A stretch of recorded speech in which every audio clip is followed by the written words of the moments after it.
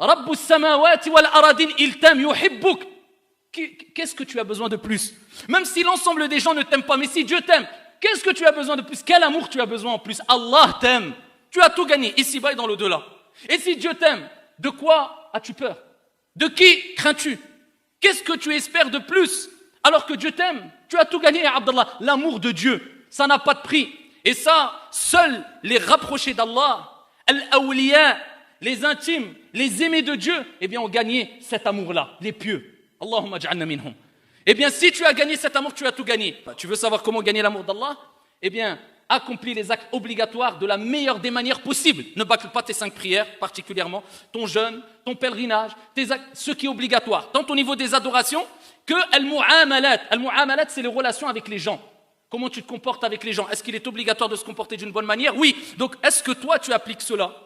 Eh bien, si toi, tu appliques ce qui t'est obligatoire de la meilleure des manières, c'est une preuve que Dieu t'aime et que toi, tu aimes vraiment sincèrement ton Seigneur, tabaraka wa ta'ala.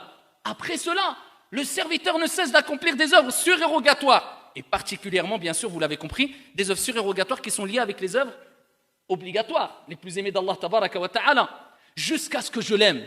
Et qu'est-ce qui se passe quand Dieu t'aime? C'est-à-dire, quand tu ne vas pas faire simplement tes 5 prières. Non, quand toi tu te dis, je fais mes 5 prières, mais moi je veux aller au-dessus. Je veux me rapprocher de Dieu et je veux que Dieu m'aime. Mais avec quoi? Avec des œuvres surérogatoires. C'est-à-dire, tu fais tes 5 prières, c'est très bien. Maintenant, tu te dis, non, moi je vais rajouter des œuvres surérogatoires. Mais de quelle manière? Retiens bien ce hadith. Le prophète, alayhi salatu wassalam, eh bien, a dit, ahabbul a'mal ilallah. Les actions les plus aimées auprès d'Allah, adwamuha wa inqal. Ça, il faut comprendre, c'est une qa'ida, c'est une règle.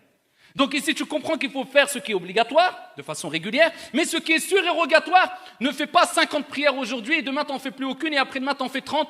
Ne fais pas qiyamul layl ce soir, et pendant 2 semaines, tu ne le fais plus. Ne donne pas 1000 € aujourd'hui, si tu as les capacités pour des œuvres humanitaires ou autres, ou des pauvres, et après, pendant 5 ans, tu ne donnes plus rien alors que tu avais les capacités. Non. Les actions les plus aimées auprès d'Allah, adwamuha wa inqal. Tu te dis chaque jour, je fais mes 5 prières, je rajoute une prière en plus après salat al-dhuhr, après salat al-asr, après salat al-maghrib, après salat al-isha, après salat al-subh, khalas. Tu le fais tout le temps, et bien au bout de 3 mois, 4 mois, tu rajoutes une prière. Tu vas doucement, Allah il veut que tu sois régulier. Fais pas beaucoup, après n'abandonne pas tout. Mais si tu fais ça, eh bien sache que tu as fait ce qui est le plus aimé par Allah, et parmi les œuvres surérogatoires, eh bien ça sera une cause sûre, bi'idnillah qu'Allah t'aimera, incha'Allah, tabaraka wa ta'ala. As-siyam. Ne te dis pas un jour je vais jeûner 4 jours surérogatoires, après pendant 3 mois tu jeûnes. Non, dis-toi je fais selon mes capacités. Je fais Ashura, je fais les jours de Muharram, tu arrives à le faire. Dis-toi je jeûne que le lundi. Lundi en plus, si toi tu arrives à le faire encore et tu as les capacités d'augmenter, rajoute lundi et jeudi. Va étape par étape. Le principal, c'est pas la quantité de ce que tu vas faire, c'est la régularité, adwamuha al-mudawama et al-ikhlas, que tu sois sincère. Tu as tout gagné. Wallah, Allah préfère une personne qui fasse juste une prière surérogatoire par jour toute sa vie avec ikhlas que quelqu'un qui fasse qiyamul layl tous les soirs, tout au long de sa vie et qui va répéter aux gens ce soir j'ai fait qiyamul layl, ou ce soir j'ai été fatigué parce que j'ai pris le Coran, ou ce soir il a un manque de sincérité. Retiens bien ça. Donc les prières, rajoute quelques prières. Le siyam, si tu peux, rajoute as-siyam. Az-zaka, rajoute quelque chose qui a une relation avec zaka obligatoire, c'est-à-dire as-sadaqat. Et comme ça, tu vas te rapprocher d'Allah tabaraka wa ta'ala jusqu'à ce que je l'aime, Allah a dit. Et quand je l'aime, je deviens, Allah il dit son ouïe avec lequel il entend, sa vue avec laquelle il voit, sa main avec laquelle il saisit, et son pied avec lequel il se déplace. Donc c'est pas Allah qui est ton ouïe. Allah te rappelle comment expliquer al-ulama, ils disent que Dieu te permettra d'écouter ce que Dieu aime, et ce qui va apaiser ton cœur et ce qui va être bénéfique ici-bas et dans le delà. Peu importe ce que tu vas entendre. C'est-à-dire tu écouteras les bonnes choses et tu t'écarteras et Dieu t'écartera de toute écoute de choses mauvaises ou nuisibles pour ta santé, pour ton cœur, pour ton moral, pour ta religion, pour ta vie d'ici-bas, etc. Donc tu entendras que ce que satisfait Allah tabaraka wa ta'ala. Quelque part, ça y est, Dieu t'aime, il te guide. Dieu va s'occuper de toi. Qu'est-ce que tu veux de plus? C'est Dieu qui t'aide, il t'assiste. Parce que tu as fait le pas vers Allah, Allah il s'occupe de toi. Sa vue avec laquelle il voit. Dieu t'aidera et t'assistera afin de regarder que ce que Allah tabaraka wa ta'ala aime. Donc, si tu écoutes des choses que Dieu déteste, la calomnie, la médisance, etc. Si tu ne regardes que des choses que Dieu déteste et tu n'arrives pas à t'empêcher, sache que tu es loin de quoi? Mahabbatullah, l'amour d'Allah. C'est un signe clair. Tu dis, je n'arrive pas, c'est impossible, c'est une maladie. Tu t'es éloigné de Mahabbatullah. Augmente ici les actions obligatoires en les accomplissant de la meilleure des manières et ensuite, augmente des actions surérogatoires. Voilà, il est là le ilaj, il est là le remède. Il dit sa main avec laquelle il saisit. eh bien tu saisis les choses que Dieu aime et tu utilises ta main dans le bien, pas pour faire le mal, pas pour frapper les gens, pas pour opprimer les gens. Sa main avec laquelle il saisit et son pied avec lequel il se déplace, Dieu te guide vers les endroits qu'il aime. Et si Allah tabaraka wa ta'ala a voulu qu'aujourd'hui tu sois dans sa demeure, dans la maison de Dieu, eh bien sache que c'est une preuve, Inch'Allah, parmi les preuves que Dieu t'aime et que Dieu nous aime. Et ça c'est un grand signe déjà, parce que Dieu t'a guidé vers où? Vers un endroit qu'il aime. Eh bien vois maintenant dans la vie de tous les jours, est-ce que toi tu es guidé, tu es dirigé vers les endroits que Dieu aime ou pas?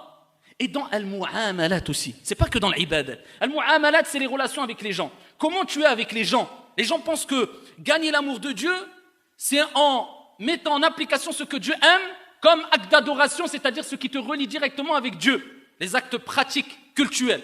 C'est une erreur. Parce que al-ibada, comme on décrit al-ibada, l'adoration al-ulama, c'est ismun jami' li kulli ma yuhibbuhu Allah wa yarda min al-aqwal wal-a'mal al-zahira wal-batina. C'est ça l'ibada. C'est un terme général qui englobe tout ce que Dieu aime et agrée comme parole et acte apparent ou caché. Ça veut dire que tout ce que tu fais que Dieu aime, c'est une ibada. Tu aides une personne âgée à traverser la route, Allah aime ça, c'est une ibada. Tu aimes une personne qui est dans la détresse, c'est une ibada. Tu remontes le moral à une personne qui a des soucis, c'est une ibada. وَمَنْ كَانَ فِي حَاجَةِ أَخِيهِ كَانَ اللَّهُ فِي حَاجَتِهِ. Voilà pourquoi le prophète dit, celui qui assiste son frère, eh bien Dieu l'assistera et l'aidera et l'accompagnera. Donc Dieu te rappelle, ibada, c'est pas que salat, c'est pas que ici as-siyam, c'est ton frère, ta soeur, les gens qui sont autour de toi. Quelle relation tu as avec eux? Et même si tu veux savoir si Dieu t'aime, eh bien tu dois voir comment réagissent les gens envers toi, est-ce qu'ils t'aiment? Pour te montrer l'importance de ta relation avec les gens, tu dois gagner les cœurs. Tu dois gagner les cœurs en satisfaisant ton Seigneur tabaraka wa ta'ala. Rawahu Muslim, rapporté par l'imam Muslim, le prophète alayhi salatu wa salam nous dit, quand Allah tabaraka wa ta'ala aime une personne, quand Allah, Dieu aime une personne, qu'est-ce qui se passe? Il appelle Jibril. Ya Jibril, uhibbu fulan. J'aime un tel, aime-le. Allah, il appelle l'ange Gabriel. Vous imaginez, c'est qui l'ange Gabriel? Le plus noble et grand des anges. Ya Jibril, j'aime un tel, aime-le.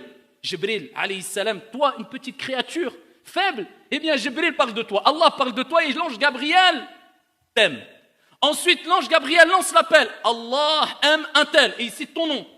Aimez-le, et Allah met l'amour ici dans les anges, afin que les anges t'aiment.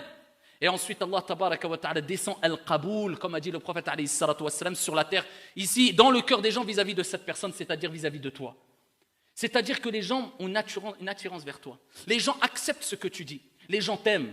Et si la majorité des gens bons t'aiment, c'est une preuve que Allah t'aime. C'est une preuve que Jibril t'aime, c'est une preuve que les anges t'aiment. Et dans le même hadith, le prophète alayhi salatu wa salam dit, quant à l'autre personne, quand Allah jalla wa ala déteste, quand Dieu déteste une personne, il dit à l'ange Gabriel, je déteste un tel, déteste-le. Et les anges le détestent, et Dieu fait qu'il y a ici une certaine répulsion. Les gens prennent de l'écart, les gens n'acceptent pas cette personne-là sur la surface de la terre. Ils se détournent de lui, ils s'écartent de lui. Quand il est en leur présence, ils ne sont pas bien.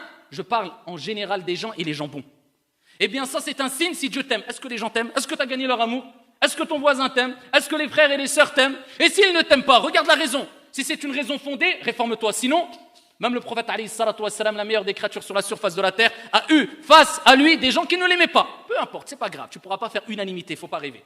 Lakin la majeure partie des gens et des personnes bonnes, est-ce qu'ils t'aiment ou pas? Et les personnes de façon générale, croyantes ou croyants ou non croyants, peu importe, est-ce que ici, quand ils te connaissent, je dis, est-ce qu'ils ont de la répulsion ou est-ce qu'ils ont une certaine attirance? Ça, c'est des signes qu'Allah tabaraka wa ta'ala t'aime ou t'aime pas. Et pour gagner l'amour d'Allah jalla wa ala, il faut comprendre qui Dieu aime dans les détails. Et pour cela, je cite simplement quelques versets coraniques très explicites et très courts, où Allah jalla wa ala nous dit, et c'est comme si Dieu nous disait, voilà, j'aime celui-là, si tu veux que je t'aime, eh bien sois comme lui, ni plus ni moins. Si tu veux gagner l'amour de Dieu, eh bien sois comme lui. Comme qui? À titre d'exemple, Wallahu yuhibbu as-sabirin. Allah il dit clairement, Allah aime qui? Les patients. Isbir wahtasib, patiente à chaque épreuve et espère la récompense de Dieu. Et ici, Allah, quand il aime une personne, inna Allah idha ahabba qawman ibtalahum. Et sache que Dieu, quand il aime un peuple, il aime des gens, il les éprouve. La vie, c'est darul ibtila'at. C'est une demeure d'épreuves, par le bien ou par le mal. Donc ici, on n'est que de passage. Donc Dieu nous éprouve afin de savoir est-ce qu'on va être parmi les gens que Dieu aime, est-ce qu'on va gagner, réussir l'épreuve ou non, tout simplement. Et qu'est-ce que tu dois faire? Eh bien, tu dois patienter. Et quand tu patientes, quand tu as une épreuve, sache que pendant ce moment où tu patientes, Dieu t'aime. Et tu crois que quand Dieu t'aime, Dieu va t'abandonner, peu importe l'épreuve que tu as, peu importe les montagnes que tu as en face de toi. Wallahi, si Allah t'aime, la haine de n'importe qui vis-à-vis de toi deviendra insignifiant. Parce que l'amour d'Allah Azza wa Jal dépasse toutes les haines et tous les amours. Si Dieu t'aime, tu as tout gagné, khlas. Tu sais que je patiente, et Allah, par amour vis-à-vis de toi, Allah sera avec toi. Wallahu yuhibbu sabirin. Parmi les gens que Dieu aime, inna Allah yuhibbul mutawakkilin. Ceux qui placent leur confiance en Dieu. C'est-à-dire, tu fais les causes, tu ne restes pas dormir chez toi, non. Tu fais les causes, tu bouges, des causes conformes à ce que Dieu aime, et son prophète, alayhi salatu wassalam. Eh bien, ensuite, tu places ta confiance en Dieu. Al-a'mal ou al-jawarih, ta'mal wal-qalb yatawakkal. Voilà ce qui est dit par al-ulama, c'est-à-dire que les membres agissent, et le cœur place sa confiance en Dieu. Eh bien, si tu es une personne qui est confiante, tu places ta confiance en Dieu, en agissant avec des causes ici qui sont conformes, sache que Dieu t'aime. Dieu dit, Allah aime ceux qui placent leur confiance en lui. Parmi les gens que Dieu aime, est-ce que tu es comme ça? Est-ce que tu fais partie de ces gens-là? Eh bien, Allah tabaraka wa ta'ala, lorsqu'il parle des gens qui jugent entre les gens ou entre les groupes, il dit subhanahu wa ta'ala, et lorsque vous jugez entre deux personnes ou deux groupes, jugez avec équité. Inna Allah yuhibbul muqassitin. Allah aime ceux qui sont équitables juste dans le jugement entre deux personnes ou deux groupes. C'est-à-dire, tu as un niveau assez élevé, une maturité assez élevée, une science et clairvoyance assez élevée pour savoir écouter les deux parties avant de porter un jugement et de juger avec équité, loin des passions et loin des insufflations sataniques. À ce moment-là, sache que tu seras aimé par Allah Azza wa Jal. À défaut, si tu es une personne qui écoute qu'un parti ou une personne qui aime bien tendre vers ce qui t'arrange parce que c'est ton frère ou c'est ta mère ou c'est ton père ou c'est alors que Dieu dit soyez juste, même s'il faut être juste envers vos pères, vos mères et vos propres personnes. C'est-à-dire même s'il faut témoigner contre toi parce que tu reconnais ton erreur, ou si ton père ou ta mère ou ton frère a fait une erreur, tu reconnais cette erreur-là, là tu seras injuste, sinon tu es injuste. Allah aime al-muqsitin, Allah aime ceux qui sont équitables. Allah tabaraka wa ta'ala aime qui? Allah jalla wa ala yuhibbu at-tawwabin. Il aime ceux qui se repentent. Et at-tawwabin renvoie vers un shem qui nous fait prendre conscience de quoi? L'abondance. C'est-à-dire, c'est pas celui qui fait qui se repent une fois, deux fois, trois. Tawwabin, c'est celui qui se repent beaucoup. Et le prophète se repentait plus de 100 fois par jour et demandait pardon à Allah Azza wa Jal. Donc quelqu'un qui dit beaucoup astaghfirullah, atubu ilayk, astaghfirullah, atubu ilayk. Allah l'aime. Est-ce que tu demandes pardon à Allah Azza wa Jal? Et combien d'erreurs on fait? Mais Allah Azza wa Jal, sa miséricorde dépasse sa colère. Il nous dit simplement, dis astaghfirullah wa atubu ilayk ya Rabb, avec sincérité. C'est tout. Allah, pardon. Et je me repens vers toi, je reviens vers toi. Allah Azza wa Jal, il aime qui? Inna Allah yuhibbu al-mutatahhirin. Allah Azza wa Jal, il aime ceux qui se purifient. Ils purifient leur cœur en combattant l'âme instigatrice au mal et se purifient physiquement aussi. C'est des gens propres. Allah aime les gens propres. Est-ce que tu es propre? Est-ce que tu aimes la propreté? Est-ce que tu aimes répandre la propreté autour de toi? Si oui, Allah tabaraka wa ta'ala aime ceux qui sont propres. Et ceux qui sont propres d'intérieur comme d'extérieur. Inna Allah jamil wa yuhibbul jamal. Allah est beau et il aime tout ce qui est beau. Si tu aimes la beauté à travers les paroles, à travers les actions et à travers l'aspect extérieur, car le prophète alayhi salatu wassalam a dit Allah aime voir les traces de ses bienfaits sur son serviteur. Dieu t'a comblé d'argent, eh bien ne sors pas habillé comme je ne sais quoi, en négligeant ton apparence, en prétendant que c'est ça l'ascétisme. Non, le prophète a dit Dieu aime voir les traces de ses bienfaits sur son serviteur à partir du moment où son serviteur n'est ni orgueilleux et ni gaspilleur. Il faut que tu montres les traces des bienfaits de ton Seigneur en t'habillant bien, en étant propre de façon extérieure et aussi en embellissant tes paroles. Allah, il aime la beauté des paroles. Tes actions, la beauté des actions. Est-ce que tes actions, ton comportement, c'est un beau comportement, il dégage la beauté ou pas? La beauté attire. Est-ce que tu attires ou pas? Si tu attires, tu es beau. Et je parle de la beauté des paroles, du comportement et de l'aspect extérieur. Si tu n'attires pas, tu es moche. Je ne parle pas de l'aspect physique. Tu es moche, tant au niveau de ton intérieur que de ton extérieur. Donc demande-toi, j'attire ou pas? Je suis beau ou pas? Allah yuhibbul jamal. Et est-ce que toi, dans ta vie, une fois, tu as dit Ya Rab?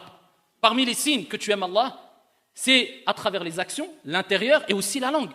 En remerciant Allah, en disant Alhamdulillah, en lisant le Coran, en donnant des bons conseils, etc. Mais on a tendance à savoir que quand une personne aime une personne, il lui dit « je t'aime ». Est-ce que toi, avec toute sincérité, quand tu as reconnu tous les bienfaits d'Allah tabaraka wa ta'ala sur toi, quand tu t'es rendu compte combien de fois Dieu t'a épargné de malheur, quand tu sais combien de fois tu as menti alors qu'Allah savait ce qu'il y a dans ta poitrine, est-ce que cela a provoqué en toi, ici, le fait de dire avec sincérité le cœur « Ya Rab, uhibbuk » « Ya Allah, je t'aime ». Est-ce qu'on l'a déjà dit ça? Ya Allah, je t'aime. Oui, tu dis ça aux gens. Et il faut le prouver aussi après quand tu dis ça à une personne. Et il est demandé d'aimer son prochain, les gens, etc. L'amour est important. Mais est-ce que tu as dit avec la langue, Ya Allah, je t'aime dans ton soujoud, et avec le cœur, et avec les actions, et avec la parole, et tu n'adores pas Dieu mécaniquement, mais parce que tu aimes Dieu, parce que tu sais qu'Allah mérite l'amour, parce que c'est lui qui a créé l'amour, et c'est lui qui nous a permis d'aimer, et Allah veut qu'on aime. Et si Allah veut qu'on aime, est-ce que vous pensez qu'Allah ne veut pas qu'on l'aime lui, subhanahu wa ta'ala, alors qu'il se suffit de lui-même à lui-même, et il n'a besoin d'aucun amour, mais il aime tellement l'amour qu'il a créé l'amour et qu'il veut qu'on s'aime les uns envers les autres, jusqu'à ce que le prophète alayhi salatu wassalam a dit dans le hadith rapporté par Muslim, Allah tabaraka wa ta'ala dira au jour de la résurrection, Aïna al-mutahabbuna bi jalali, où sont celles et ceux qui se sont aimés pour moi?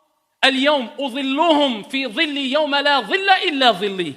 Aujourd'hui je les ombrage de mon ombre, le jour où le soleil sera juste au-dessus des têtes, le jour de la résurrection, le jour où les prophètes et les envoyés diront Nafsi, nafsi, nafsi, moi, tellement qu'ils seront préoccupés, choqués du jour de la résurrection, 50 000 ans. Et voilà que les gens seront choqués et se préoccuperont de leur propre personne à tel point où ils oublieront leur père, leur mère, leurs frères et leurs sœurs, ba'd al-maut, après la mort. Eh bien à ce moment-là, Allah dira, où sont ceux qui se sont aimés pour moi? C'est-à-dire, tu aimais ton frère parce qu'il faisait du bien, et le bien qu'il faisait est aimé par Allah. Donc il aime Allah, je l'aime parce qu'il fait du bien et il aime Allah. J'aime ma sœur parce que c'est une sœur, une femme qui fait du bien, qui aime le bien, qui répand le bien et qui fait des choses aimées par Allah. Donc Inch'Allah, Allah l'aimera, je l'aime pour cela. Ceux qui se sont aimés pour Allah, pour le bien, aujourd'hui Allah dira, je les ombrage de mon ombre, le jour où il n'y aura d'autre ombre que la mienne, et les gens, eh bien environ ces personnes-là, jusqu'à ce qu'il est relaté dans un hadith où les prophètes et les envoyés diront, Ya Allah, nahnu al-anbiya, wa nahnu al-rusul. Man haoula, ya Allah, on est les prophètes et les envoyés. C'est qui ceux-là? Comment ça se fait qu'ils sont dans des passerelles de lumière? Et Allah Jalla wa Ala dira, vous savez c'est qui? Ce sont celles et ceux qui se sont aimés pour moi. Ils s'aimaient parce qu'ils se rencontraient dans le bien, et ils parlaient du bien, ils parlaient et ils se rencontraient dans des ambiances que j'aime. C'est des gens qui ont aimé Allah et qui se sont aimés pour Allah. Et même la personne qui n'aime pas Dieu, si elle agit en bien, eh bien tu as droit de l'aimer. Que dire de la personne qui aime Dieu? Parce que aimer une personne par rapport à ses qualités humaines, c'est demander en islam. Mais aimer une personne parce qu'elle aime Dieu et pour ses qualités qu'elle a vis-à-vis des humains et d'Allah, c'est un degré au-dessus. Et nous, on a le droit d'aimer n'importe quelle personne qui fait le bien, même si elle n'est pas croyante. Mais ce qui est interdit, c'est d'aimer une personne qui agit d'une manière qui est contraire à ce que Dieu veut. C'est-à-dire, je déteste ce qu'elle fait comme acte de désobéissance ou comme type d'association, mais par contre j'aime ses qualités qu'elle a humaines, et ça ne rentre pas dans al-wala ou al-bara, et ça c'est une erreur que beaucoup de gens font, et voilà pourquoi Dieu a autorisé aux musulmans de se marier avec Ahlul Kitab, une femme qui n'est pas musulmane. Et donc si Allah l'a autorisé, c'est qu'automatiquement il l'aimera. Donc c'est pas cet amour qui est interdit, ça c'est l'amour humain autorisé. Mais le degré le plus haut de l'amour et que Dieu veut, c'est que tu aimes ton frère et ta sœur en Allah, pour satisfaire Allah tabaraka wa ta'ala.